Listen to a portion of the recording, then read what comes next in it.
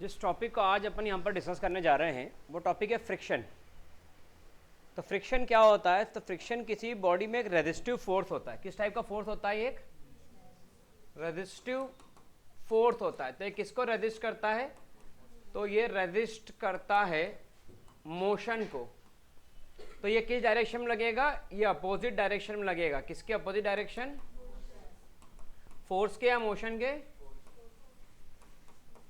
Force गलत, ये लगेगा अपोजिट डायरेक्शन ऑफ मोशन। तो जब हम बात करते हैं फ्रिक्शन टॉपिक की, तो फ्रिक्शन एक ऐसा फिनोमिना, एक ऐसा प्रॉपर्टी है कि जिसके अंदर आप जब भी किसी बॉडी को मोशन या टेंस टू मोशन की कंडीशन में लाना चाहते हो तो वहां पर एक अगेंस्ट में एक फोर्स लगेगा। वो फोर्स होगा फ्रिक्शनल फोर्स, और ये हमेशा मोशन को रेजिस्ट करता है।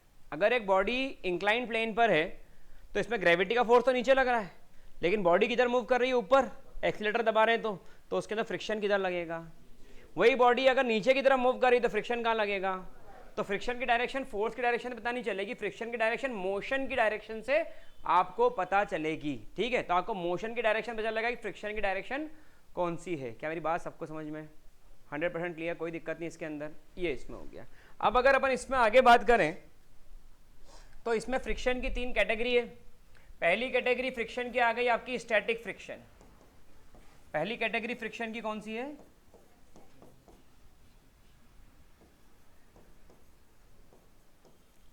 Static friction. ठीक है, दूसरी कैटेगरी कौन सी आ गई? Limiting friction. और तीसरी कौन सी हो गई? काइनेटिक। तो ये 3 कैटेगरी में फ्रिक्शन डिवाइडेड है। पहला है स्टैटिक फ्रिक्शन, दूसरा है लिमिटिंग फ्रिक्शन, और तीसरा है स्टैटिक फ्रिक्शन। मतलब बॉडी किस कंडीशन में? रेस्ट में। बॉडी किस कंडीशन में है? बॉडी किस कंडीशन में है? और आप उसके ऊपर जितना फोर्स लगाओगे उतना ही उसके अपोजिट डायरेक्शन में फोर्स लगेगा, और उसका नाम क्या होगा? Frictional force. बॉडी मूव नहीं कर रही है लेकिन मूव करना चाहती है, तो बॉडी इधर मूव करना चाहती है तो स्टैटिक फ्रिक्शन इधर लगेगा। बॉडी इधर मूव करना चाह रही है तो फ्रिक्शन, जैसे जैसे फोर्स बढ़ता जाएगा वैसे वैसे फ्रिक्शनल फोर्स भी। मतलब स्टैटिक फ्रिक्शन के अंदर क्या होता है? The more will be the value of force applied, the more will be the value of friction. जैसे जैसे फोर्स बढ़ेगा वैसे वैसे क्या बढ़ेगा? फोर्स कम तो फ्रिक्शन कम, फोर्स ज़्यादा तो फ्रिक्शन। क्या मेरी बात सबको समझ में 100% क्लियर? कोई दिक्कत नहीं इसके अंदर। तो यहाँ पर स्टैटिक फ्रिक्शन का मतलब हुआ कि जैसे जैसे आप बॉडी के ऊपर फोर्स बढ़ाओगे वैसे वैसे बॉडी के ऊपर फ्रिक्शनल फोर्स भी बढ़ता जाएगा। लेकिन इसकी कुछ लिमिट होगी, इसकी कोई लिमिट होगी। वो लिमिट जहां पर फ्रिक्शनल फोर्स की वैल्यू मैक्सिमम हो जाए, फ्रिक्शनल फोर्स की वैल्यू, वो लिमिट जहां पर फ्रिक्शनल फोर्स की वैल्यू मैक्सिमम हो जाए उसको क्या बोलेंगे? लिमिटिंग। क्या बोलेंगे? लिमिटिंग। तो अगर इसका एक ग्राफ में बनाने की कभी इच्छा रखूं, ठीक है, ध्यान समझना, इसका अगर अपन ग्राफ बनाने की इच्छा रखें तो यहां पर आता है फ्रिक्शनल फोर्स। जैसे जैसे मैं फोर्स बढ़ा रहा हूं वैसे वैसे फ्रिक्शनल फोर्स भी बढ़ेगा, लेकिन एक लिमिट तक। उसके बाद में ऐसा कुछ भी नहीं होगा। तो ये जो लिमिट है, ये यहां पर जहां पर फ्रिक्शनल फोर्स मैक्सिमम हो गया वो कंडीशन क्या कहलाती है? It's limiting.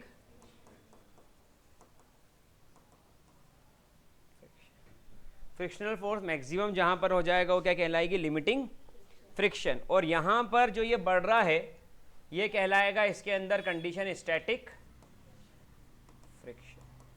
क्या मेरी बात समझ में आ रही है? इधर की तरफ आ रहा है फोर्स अप्लाइड और इधर की तरफ आ रहा है फ्रिक्शनल फोर्स। जैसे जैसे आप फोर्स अप्लाइड बढ़ाते आ रहे हो वैसे फ्रिक्शनल फोर्स भी, फोर्स अप्लाइड बढ़ाते आ रहे हो फ्रिक्शनल फोर्स भी। क्या मेरी बात सबको समझ में 100% क्लियर? कोई दिक्कत किसी को? इसके अंदर आगे बढ़ जाऊं। अब जैसे ही बॉडी ने चलना शुरू करा, क्या करना चालू करा? चलना शुरू करा, तो बॉडी किस में आ गई? मोशन में। तो ये जो फ्रिक्शन की वैल्यू है वो कम हो जाती है। ये फ्रिक्शन की वैल्यू क्या हो जाएगी? क्योंकि चलती का नाम गाड़ी, जो चल रही है उसके अंदर फ्रिक्शनल फोर्स कम है, और जो रुकी हुई है फ्रिक्शनल फोर्स, रुके हुए को चलाने में ज़्यादा फोर्स लगेगा, चलते हुए को चलाने में फोर्स कम लगेगा, क्योंकि वो ऑलरेडी मोशन में है। तो ऑलरेडी मोशन में तो फ्रिक्शन की वैल्यू क्या हुई? कम। तो वहां पर फ्रिक्शन की वैल्यू कम हो गई और फिर उसके बाद में फ्रिक्शन की वैल्यू कांस्टेंट। तो ये वाली जो कंडीशन आई इसे क्या कहेंगे आप? It's kinetic friction. ठीक है, सबसे ज्यादा फ्रिक्शन कौन सा होता है? लिमिटिंग, उससे कम किस में आ जाता है स्टैटिक, और सबसे कम किस में आ जाएगा, ये मैं ऐसे ही जनरल बता रहा हूँ, जैसे नॉर्मली स्टैटिक फ्रिक्शन बढ़ता हुआ है, तो देखा जाए तो कहीं ना कहीं स्टैटिक फ्रिक्शन कम भी होता है, लेकिन एक जनरल बता रहा हूँ कि सबसे कम स्टैटिक फ्रिक्शन क्या होता है, जैसे फोर्स बढ़ाओगे फ्रिक्शन बढ़ता जाएगा, जबकि काइनेटिक फ्रिक्शन एक कांस्टेंट वैल्यू ऑफ फ्रिक्शन है।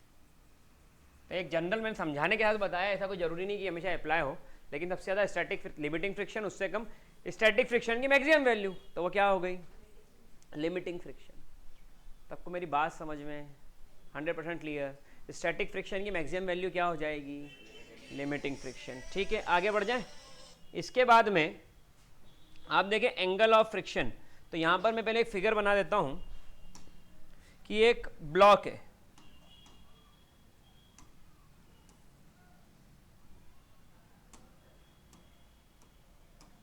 ये एक ब्लॉक रखा हुआ है इस सरफेस पर, ठीक है, ये रहा। अब यहां पर ये क्या लगा, इसका नीचे वेट, दैट इज, ऊपर नॉर्मल रिएक्शन, दैट इज, इधर की तरफ क्या लग गया इसका फोर्स, दैट इज, और यहां पर आएगा एक फ्रिक्शनल फोर्स एफ। तो यहां पर जो वैल्यू है फोर्स, तो इसके कारण यहां पर क्या आया, गलत, मैंने अभी बताया कि फोर्स से फ्रिक्शन का लेना देना नहीं है, ये इसलिए आया क्योंकि इस बॉडी का मोशन। अब आर किसके इक्वल है, और अगर एफ फ्रिक्शनल फोर्स के इक्वल है तो बॉडी रेस्ट में है, तो रेस्ट में ही रहेगी। फिर आपने और फोर्स बढ़ाया तो फ्रिक्शनल फोर्स और बढ़ गया, फिर आपने और फोर्स बढ़ाया फ्रिक्शनल फोर्स, आपने और फोर्स बढ़ाया फ्रिक्शनल फोर्स। अब ऐसा होता गया, तो एक लिमिट आई जब आपका फोर्स ज़्यादा हो गया as compare to frictional force, तो बॉडी किस में आ गई, बॉडी रेस्ट से मोशन में आ गई, बॉडी रेस्ट से किस में आ गई। क्या मेरी बात सबको समझ में 100% क्लियर, कोई दिक्कत इसके अंदर, ये हो गया। तो बॉडी रेस्ट से मोशन में आ गई, मतलब आपका force is more than frictional force है, पक्का। आगे बढ़ जाओ, यहाँ तक ये फिगर अगर अपने समझ में आया, तो अब अगला टॉपिक जो आ रहा है इसके अंदर, इसमें एक टॉपिक और आ जाएगा। अब इसमें एक और आ रहा है कि एफ के जो फ्रिक्शनल फोर्स है स्टैटिक, मतलब काइनेटिक फ्रिक्शन लेवल या स्टैटिक फ्रिक्शन, तो एफ के बॉडी अगर मोशन में तो एफ के, और रेस्ट में तो एफ एस आ जाएगा। अगर बॉडी मोशन में है तो फ्रिक्शनल फोर्स एफ के, ये डायरेक्टली प्रोपोर्शनल किसके आ गया, आर के, तो F K is equals to क्या हो जाएगा, म्यू के इंटू, तो F is equals to mu K into R. Mu K क्या है, coefficient of kinetic friction, coefficient of kinetic friction, ये क्या हो गया इसके अंदर म्यू के, ठीक है।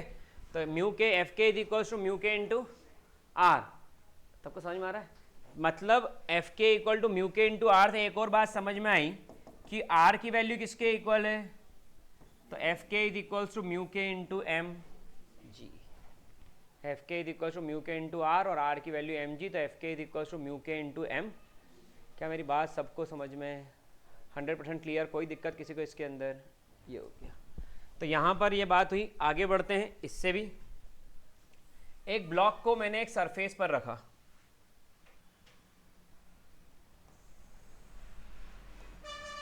तो यहाँ पर जा रहा है इसका नॉर्मल रिएक्शन, ठीक है, यहाँ पर जा रहा है, ऊपर की तरफ बना रहा हूँ थोड़ा समझाने के लिए, फ्रिक्शनल फोर्स यहाँ पर अप्लाई हो रहा है इसके अंदर फोर्स, दैट इज पी, नीचे की तरफ लग रहा है उसका वेट जो कि एम जी है, और यहाँ की तरफ आ रहा है इसका component resultant of static friction maximum and R, तो यहाँ पर आ गया टेन थीटा, ये थीटा कंपोनेंट ले लिया मैंने,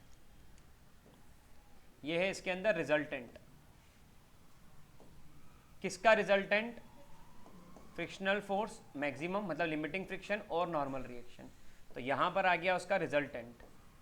तो यहाँ पर आ गया, अब इसमें जो फॉर्मूला बन रहा है, तो टेन थीटा, ये फॉर्मूला क्या होता है, P अपॉन बी, तो P क्या हो गया एफ एस मैक्स, और बेस क्या हो गया आर। देखो यहाँ पर जो ये एफ एस यहाँ आ रहा है, तो वो कहीं ना कहीं यहाँ पर भी आएगा, और बेस कितना है आर, तो tan theta is equals to F S max upon R, और tan theta is equals to F S max upon are.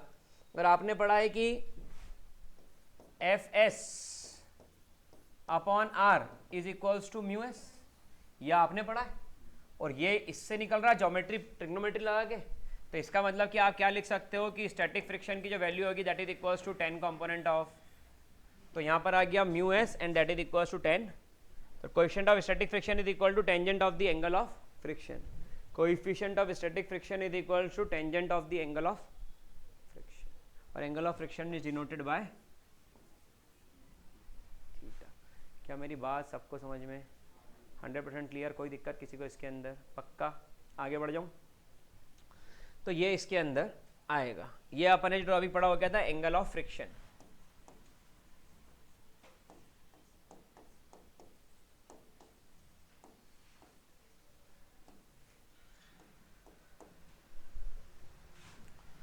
आगे बढ़ते हैं एंगल ऑफ रिपोज।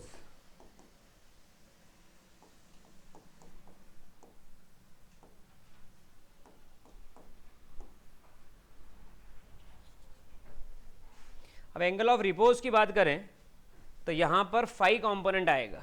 एक इंक्लाइंड प्लेन ले लीजिए, और इस इंक्लाइंड प्लेन का एंगल कितना है? फाई।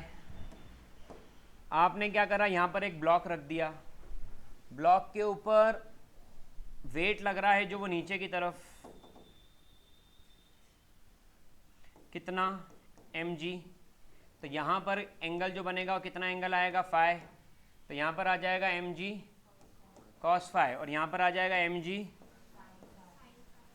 sin फाई, और यहां पर आ जाएगा ऐसा कंपोनेंट r। अब यहां पर ब्लॉक का मोशन किधर हो रहा है? नीचे की तरफ। तो फ्रिक्शन कहां लगेगा?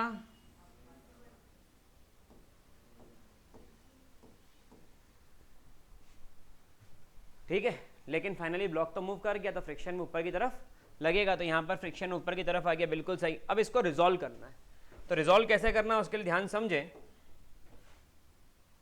कि r इज इक्वल्स टू क्या हो गया? mg cos फाई, और fs max is equals to क्या हो गया? mg sin phi. तो इन दोनों डिवाइड कर दिया तो ये आ गया sin phi upon cos phi tan phi, और यहां पर आ गया fs मैक्स अपॉन, तो tan phi is equals to fs max upon. सबको क्लियर है? अब एज ये fs मैक्स अपॉन r किसके इक्वल होता है? तो mu S is equals to, but आपने क्या पढ़ा है? Mu S is equals to tan theta, hence यहां पर क्या आ गया? तो यहां पर क्या आ गया? आ गया। इसका मतलब क्या होता है? इसका मतलब होता है angle of friction is equals to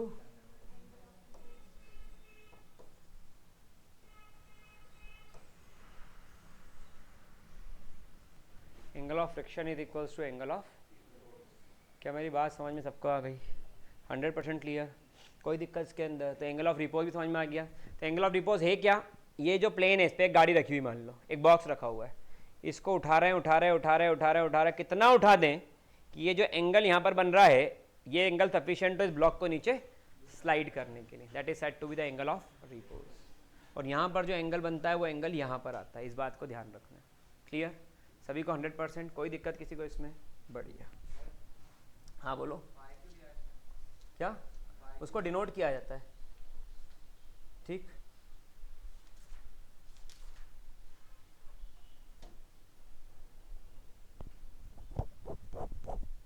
चलिए नेक्स्ट हेडिंग है work done against friction. Work done against friction. एक ब्लॉक लिया, ठीक है, इस ब्लॉक के ऊपर क्या लगाया आपने? Force F। नॉर्मल रिएक्शन क्या है? R। नीचे की तरफ क्या लग रहा है? वेट। और इधर की तरफ क्या लग रहा है इसके अंदर? फ्रिक्शनल फोर्स, और उसकी वैल्यू कितनी है? Fk। ठीक है, तो वर्क डन, इस ब्लॉक को आपने यहां से यहां तक डिस्प्लेस कर दिया, ये आपने इस ब्लॉक को डिस्प्लेस किया, डिस्प्लेस कितना डिस्टेंस किया, एस डिस्प्लेसमेंट हुआ, तो work done is equal to frictional force, क्योंकि फोर्स तो फ्रिक्शन के कारण, work done against the motion निकालना, ये मोशन है तो वर्क डन अगेंस्ट द, तो W is equal to F K is equal to mu K into R की वैल्यू किसके इक्वल है, into M G into S, क्या बन गया इसके अंदर, mu K into M G into S, यही इसका फाइनल आंसर है फिर। तो work done against the friction क्या आ गया, mu K into M G into S, ये इसका फाइनल एक्सप्रेशन है। ठीक है, तो work done in moving a body on the horizontal surface, ये समझ में आ गया। मान लो कि यही केस आ जाता,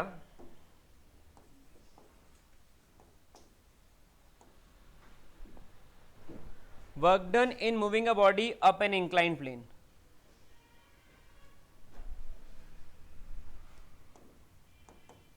work done in moving a body up an inclined plane, एक इंक्लाइन प्लेन में बॉडी को ऊपर की तरफ ले जाना है, तो आपको इसके अंदर कितना वर्क डन करना होगा, तो ऊपर की तरफ क्या फोर्स लग रहा है, सबको समझ में आ रहा है। बॉडी का वेट बिल्कुल सीधा नीचे आ जाएगा, क्या आया, यहाँ पर एंगल कितना ले लेते हैं, मान लो थीटा, इसके अंदर से थीटा लिया होगा, थीटा लिया है इसमें, ठीक है, नॉर्मली क्या आता है फाई, लेकिन अभी जनरल ले रहे तो थीटा, यहाँ पर भी एंगल कितना आएगा, तो यहाँ पर क्या आ जाएगा एम जी कॉस, और यहाँ पर क्या आ जाएगा एम जी साइन, यहाँ पर क्या आ गई वैल्यू, सही है, तो यहाँ पर आ गया R is equals to M G cos और P is equals to M G sine, ठीक है, और बॉडी किधर ले आना ऊपर, तो फ्रिक्शन भी कहाँ लगेगा, पिक्चर का हीरो तो अभी आया ही नहीं, ये कलर भी ले लिया, ये हो गया, ये ले लेते हैं, तो फ्रिक्शन भी कहाँ आएगा, और कौन सा फ्रिक्शन है, काइनेटिक फ्रिक्शन है ना, काइनेटिक फ्रिक्शन आएगा, तो वो किधर आ रहा है, नीचे की तरफ। अब समझना मेरी बात को, P equal to M G sine theta plus F K होगा, और R is equal to F K क्या होगा, what is F K, mu K into R की वैल्यू क्या होगा, एम जी कॉस, तो F K is equals to mu K into M G cos theta, यहाँ पर आ जाओ, P is equals to M G sine theta plus F K is equals to M जी, तो P equal to M G common ले लो, sine theta plus mu के cos, तो P equal to M G sine theta plus mu के cos theta, M G sine theta plus mu के cos theta, ये सबको निकल गई P की वैल्यू। अब इस P का जो फोर्स था, इससे वर्क डन कितना हुआ, तो वर्क डन क्या होगा, फोर्स इंटू, तो यहां पर यह आ गया एम जी, यहां पर आ जाएगा sign theta plus mu K into, ये किसकी वैल्यू आ गई, तो ये आपने क्या निकाला इसके अंदर, वर्क डन, कब, जब वो P फोर्स लग रहा था, जब P, तो कितना वर्क डन हुआ ये आपने इसके अंदर कैलकुलेट कर लिया। क्या मेरी बात सबको समझ में 100% क्लियर, कोई दिक्कत किसी को इसके अंदर, आगे बढ़ जाऊं।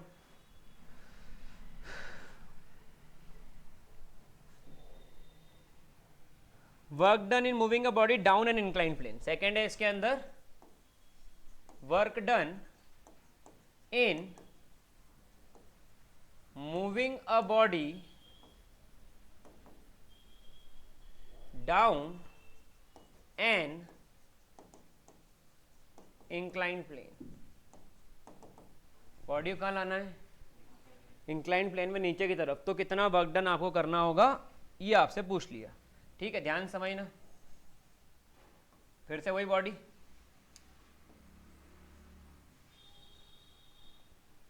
अब इसके अंदर बॉडी का मोशन किधर हो रहा है, नीचे की तरफ, तो आपने फोर्स किधर लगाया, नीचे की तरफ, यहाँ पर क्या आ गया कंपोनेंट, यहाँ पर कंपोनेंट, तो यहाँ पर कंपोनेंट, तो यहाँ पर आ गया एम जी कॉस, अच्छा यहाँ पर इसी डायरेक्शन में एक और क्या आ गया,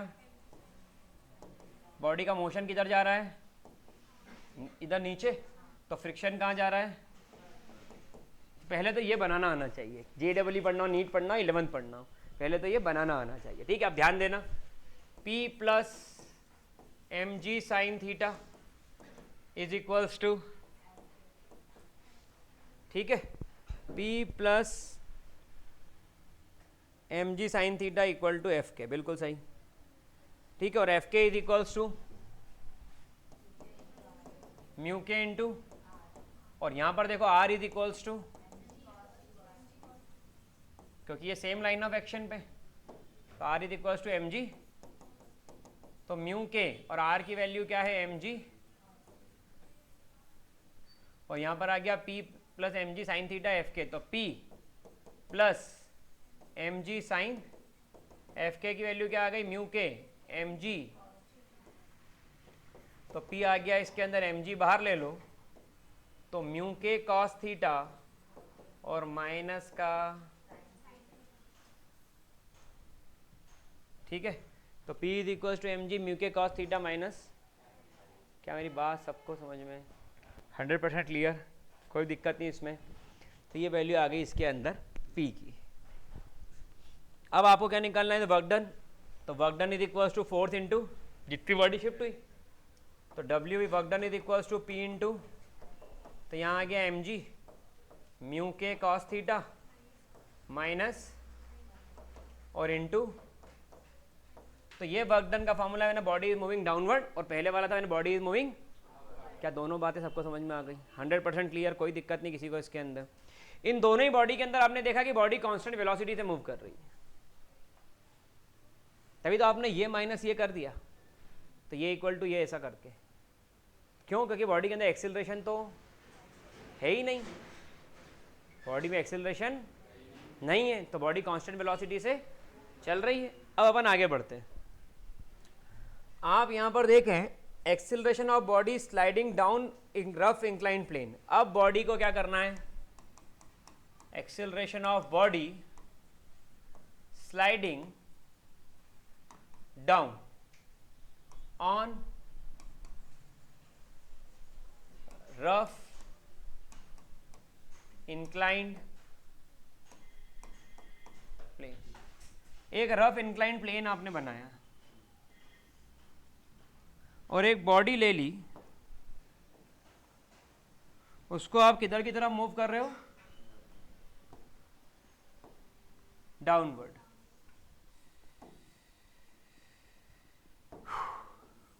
तो ये क्या लग गया इसके अंदर, ये क्या लग गया इसमें, यहाँ क्या लग गया इसमें, यहाँ पर क्या आ गया, यहाँ पर क्या आ गया, यहाँ पर क्या आ गया, ठीक है, यहाँ पर क्या आ गया,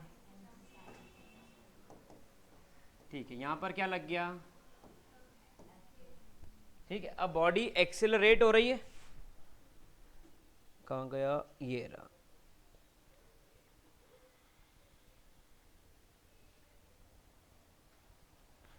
body sliding down an incline plane, sliding down नीचे की तरफ बॉडी जा रही है, तो फ्रिक्शन फोर्स किधर लगेगा, ऊपर, mg साइन थीटा,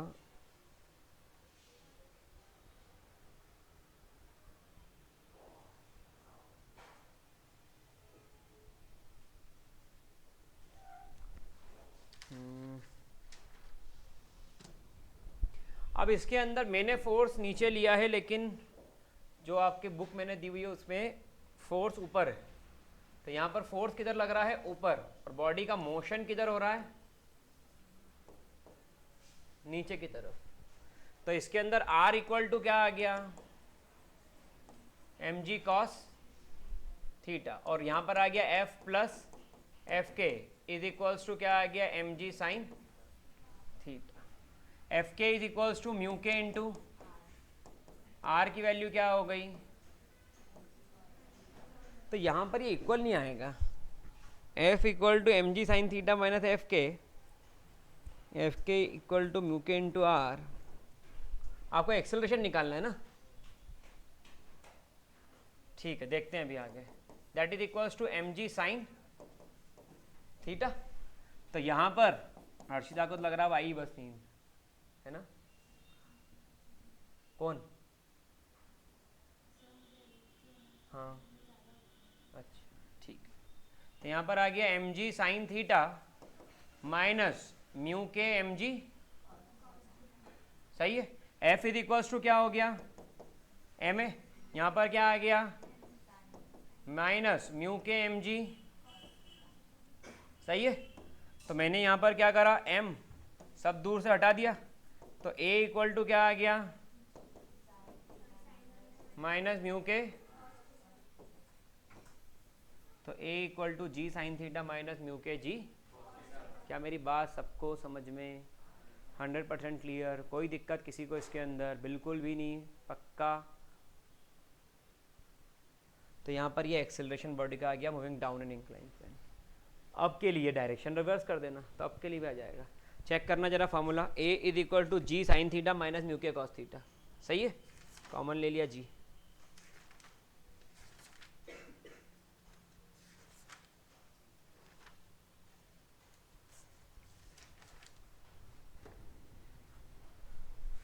अब लास्ट टॉपिक जो हम डिस्कस कर रहे हैं कि एक रोलर है,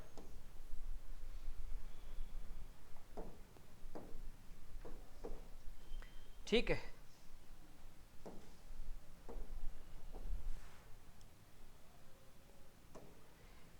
इस रोलर पर क्या हुआ कि इसका वेट तो नीचे की तरफ लग रहा है, ये सरफेस है, तो इसका वेट कहाँ पे लग रहा है, नीचे की तरफ, दैट इज, और ऊपर की तरफ कितनी वैल्यू आ गई, r। इसके अंदर इसको पुल कर रहे हैं, और फोर्स कितना लग रहा है इसके अंदर, F फोर्स, ठीक है। तो यहां पर जो एंगल आया वो एंगल क्या आ गया इसमें, यहां पर जो एंगल हो क्या है, तो यहां पर क्या आएगा और यहां पर क्या आएगा, ठीक है। अब यहां पर आ गया एफ साइन थीटा, नीचे आ गया एम जी, इधर ये आ गया, और बॉडी इधर की तरफ मूव कर रही है खींचने के कारण, खींच रहे हैं इसको। तो यहां पर क्या आ गया फ्रिक्शनल फोर्स एफ। हम ये डिस्कस करना चाह रहे हैं कि धकाने में ज़्यादा फोर्स लगेगा कि खींचने में ज़्यादा फोर्स लगेगा। एक रोलर को आगे बढ़ाना है 10 मीटर, धका के 10 मीटर ले जाना है और खींच के 10 मीटर लाना है, किस में ज़्यादा फोर्स लगेगा, डिस्टेंस सेम ट्रेवल कर रहा है। तो यहाँ पर जब रिजॉल्व करें तो इसके अंदर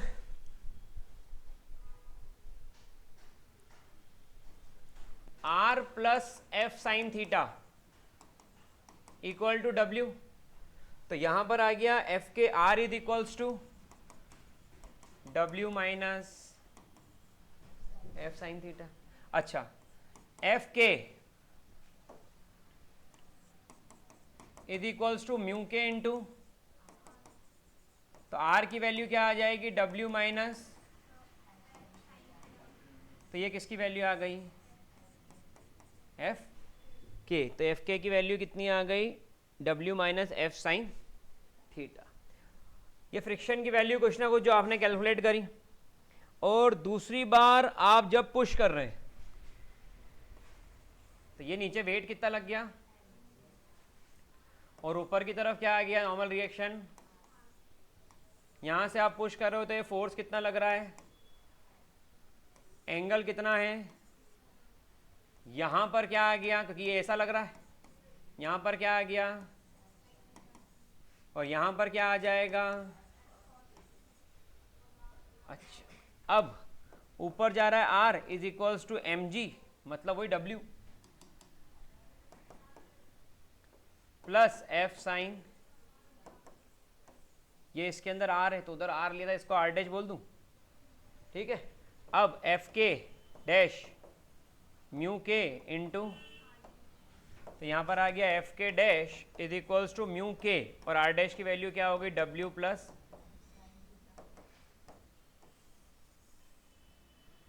अब बताओ एफ के डैश बड़ा है या एफ बड़ा है, एफ के बड़ा है। एक में W माइनस साइन थीटा, एक में W plus F sine theta, कौन सा बड़ा होगा, W plus F sine theta बड़ा होगा। इसका मतलब कि एफ के डैश की वैल्यू बड़ी है किससे, मतलब कि पुश करने में फ्रिक्शन ज्यादा है और पुल करने में फ्रिक्शन, पुश करने में फ्रिक्शन ज्यादा और पुल करने में फ्रिक्शन कम है। इस कारण किसी बॉडी को पुश करो ज्यादा ताकत लगेगी और पुल करोगे तो, बात सबको समझ में। एक बक्सा को धकाना है, ताकत ज्यादा चाहिए, खींचने में ताकत ठीक है, इसलिए आपने देखी होगी एक पिक्चर आई थी बाहुबली, उसमें मूर्ति धक्का नहीं रहे थे, क्या कर रहे थे, क्या कर रहे थे, क्यों खींच रहे थे, कम फोर्स लगेगा, और धकाते तो वही पीछे धकाते सब लोग मिलके, तो फोर्स, सबको मेरी बात समझ में आ रही है। तो यहाँ पर आज फ्रिक्शन का टॉपिक खत्म, और आई होप सबको फ्रिक्शन समझ में आ गया होगा। इसको एक बार रिवाइज जरूर कर लो और याद कर ले एग्जाम के पॉइंट ऑफ व्यू से। Thank you so much for watching this video, bye.